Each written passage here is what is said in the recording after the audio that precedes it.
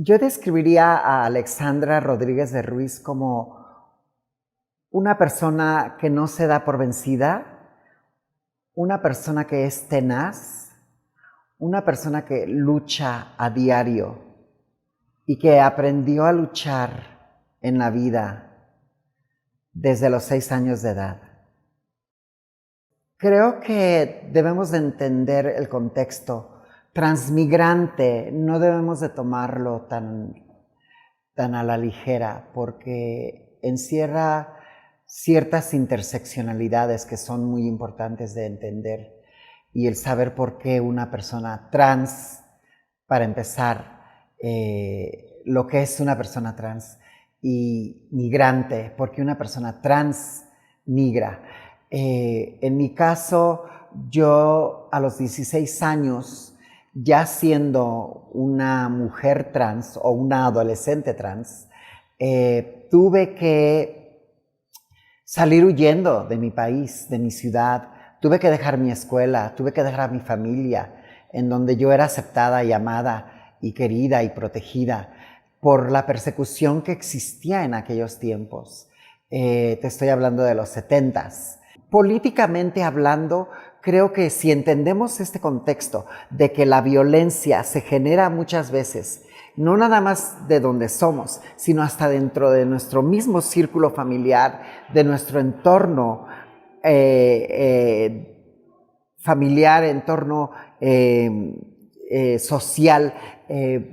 Entonces, eso que creo que orilla a una persona trans a querer huir, ¿no? Porque más bien es un escape. Creo que reconocer y darle su lugar a las personas que migramos es muy importante en esta sociedad. Para mí es muy importante siempre recordar el hecho de que la muerte de una persona querida, de una mujer trans, amiga mía de la infancia, desde aquí de la Ciudad de México, y que la vida nos volvió a juntar como transmigrantes en Estados Unidos, y que su muerte, su horrenda muerte y su revictimización por los medios y la sociedad me hayan a mí puesto en el camino al activismo, lo cual se convirtió en mi pasión, en mi lucha de vida. Ana Fernández era una amiga que yo conocí aquí en la Ciudad de México desde que iba en la primaria. Entonces, este hecho de que fue victimada, muerta, asesinada, y luego los medios se encargan de estigmatizarla, de estereotiparla, me sacó a mí completamente de mi burbuja. Yo vivía en Los Ángeles, trabajaba en el aeropuerto, estaba casada, y cuando me entero de esta muerte, de este horrendo crimen, y todavía lo leo en los periódicos de prostituta, drogadicta, alcohólica, lacra de la sociedad, no la bajaban. Sentí un dolor muy fuerte, sentí un dolor muy fuerte, y aparte un pesar de que cómo era posible de que yo, desde mi lugar de privilegio, no estuviera haciendo nada, porque yo estaba muy alejada, yo vivía invisible, yo no me juntaba con otras personas trans, ni tampoco estaba activamente envuelta en lo que es la comunidad LGBTQ+.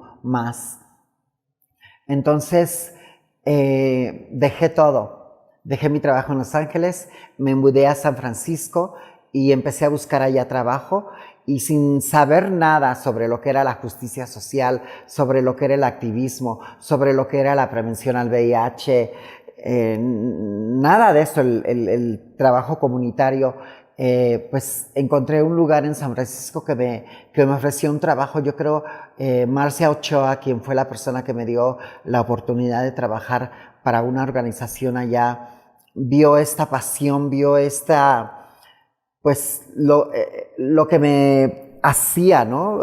Querer dar una voz a las que no la tuvieron, y también ser un ejemplo para otras, de que nuestras historias no tienen que terminar como la Diana Fernández. Creo que uno de los mejores regalos que me pudo haber dado a mí San Francisco es el regalo de crear comunidad, de saber lo que es una comunidad. A mí personalmente San Francisco me dio mucho, no nada más profesionalmente, porque pues ahí fue donde empecé mi carrera como activista, pero también en el sentido de saber reconocer mi lugar de privilegio y también saber reconocer las interseccionalidades que existen entre las poblaciones trans. Y una historia muy bonita es el hecho de que cuando la organización que yo manejaba perdimos fondos, decidí no cerrar las puertas porque ya teníamos 2 años haciendo trabajo con mujeres transmigrantes de todas partes de Latinoamérica, y entonces se formó una como colectiva.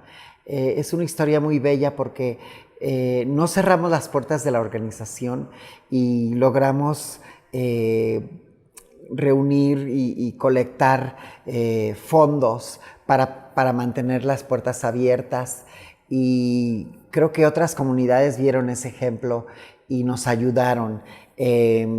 Creo que en 3 meses logramos reunir como $90,000 para el trabajo de todo un año.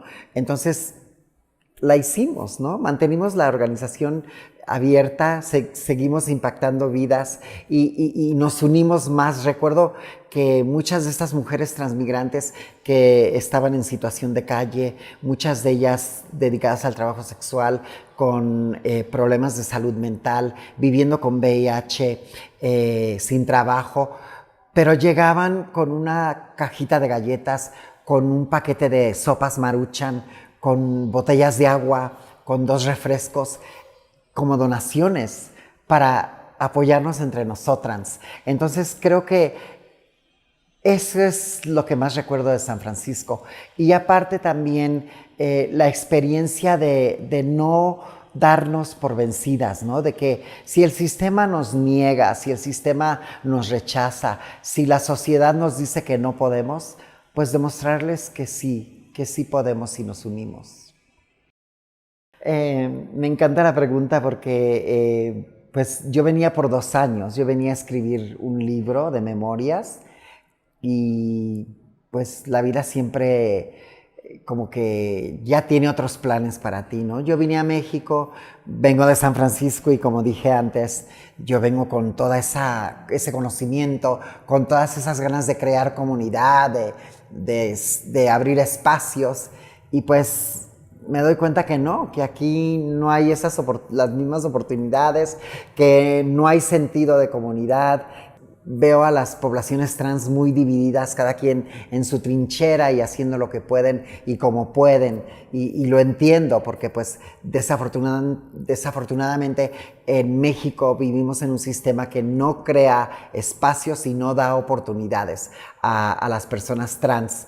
Entonces pues sí, un poquito decepcionada, pero no me doy por vencida, y entonces empiezo yo pues a codearme con gente de diferentes comunidades, de poblaciones, y entro de lleno a la comunidad LGBTQ más de aquí de la Ciudad de México, y empiezo a conocer más gente y empiezo a darme cuenta de cómo navegar, ¿no? Ahora sí que este sistema aquí en México.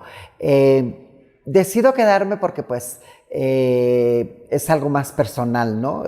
Conocí a alguien y pues nunca empecé mi libro por lo mismo de que estaba yo luchando por querer abrir un espacio aquí en México en esos 2 años que según tenía yo como tiempo que me había dado para escribir este libro. Nunca lo empecé en esos 2 años, sino que más bien conocí a alguien, termino casándome con esta persona y pues me quedo aquí en la Ciudad de México, y ahora creo que pues no me quiero ir a ningún otro lado. Creo que el movimiento feminista ha sido como un modelo y como un ejemplo para muchos movimientos que luchan por la igualdad de derechos. Y entre estos movimientos, creo que lo que ha ayudado, lo que ha impactado a las poblaciones trans es el hecho de que tenemos aliadex, tenemos personas que son académicas, filósofas, personas que son mujeres, cis mujeres, que luchan también por ser inclusivas. A mí me agrada el hecho de saber que el transfeminismo es una realidad en México, a pesar de que existen movimientos como los movimientos TERFs, que son movimientos de feministas radicales que excluyen a las personas trans. El movimiento transfeminista en México ha dado grandes pasos y ha asegurado el espacio para las mujeres trans dentro de la lucha de lo que es el feminismo. Me preocupa mucho que dentro del feminismo exista ese movimiento TERF, que es básicamente un movimiento que excluye no nada más a las personas trans, pero también que excluye a otras interseccionalidades. Y es preocupante el saber que dentro de un mismo movimiento exista, que se hace llamar feminista radical, exista esta problemática de la racialización de las personas. Creo que el ser trans, migrante, afro, persona de color, indígena,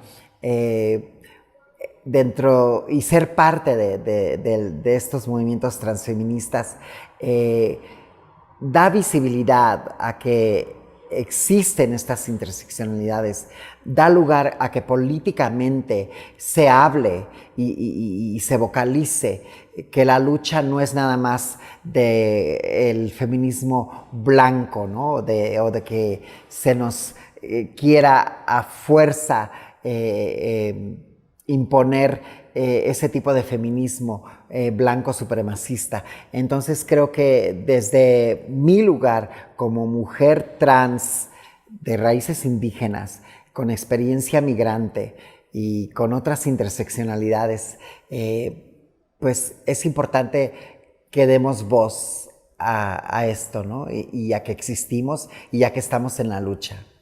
Creo que desafortunadamente nos quieren vender una idea del orgullo ya comercializada, sensacionalizada en el siglo XXI, ¿no? No olvidemos que, pues, el orgullo en sí, que se dio lugar en 1966 en San Francisco, en unos disturbios de la cafetería Compton's, fueron las transmigrantes, fueron las mujeres trans de color, fueron las mujeres translatinas las que iniciaron ese movimiento de resistencia contra el sistema que nos oprime, que nos rechaza, que nos discrimina. En el 69, en la ciudad de Nueva York, con Stonewall, fueron Sylvia Rivera y Marsha P. Johnson las que iban adelante de estos disturbios, las que en realidad son los rostros trans y de mujeres trans de color, ¿no? Translatina y afroamericana. Creo que reconociendo eso y sabiendo que ese es el orgullo que debemos de llevar frente a nosotras, frente a esto que nos quieren vender hoy día de la marcha del orgullo como algo comercial, como algo bonito, como algo, como un carnaval. Totalmente estoy en desacuerdo, yo lo entiendo, es marketing por un decir, no sé, han cambiado los tiempos, sí lo entiendo, pero no olvidemos que la Marcha Orgullo fue un disturbio. no fue un desfile, no fue un carnaval. Y creo que en ese contexto olvidamos el por qué debemos de sentir orgullo de que somos, de que estamos y de que nos podemos unir y caminar en estas marchas.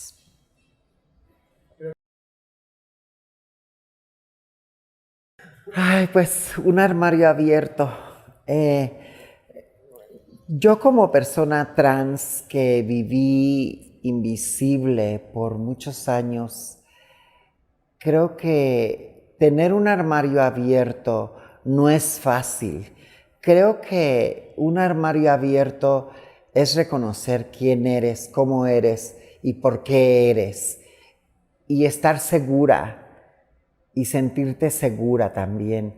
Recordemos que en muchos lugares aún el ser trans o el ser gay o el ser lesbiana es un crimen y en muchos lugares todavía se castiga con la muerte. Entonces, hablar de un armario abierto es hablar de un corazón abierto, sí, pero al mismo tiempo tenemos que reconocer que no es tan fácil. No es tan fácil en una sociedad transfóbica o LGBT-fóbica el poder abrir nuestro armario, pero definitivamente siento que es importante saber que ese armario se puede abrir en cualquier instante.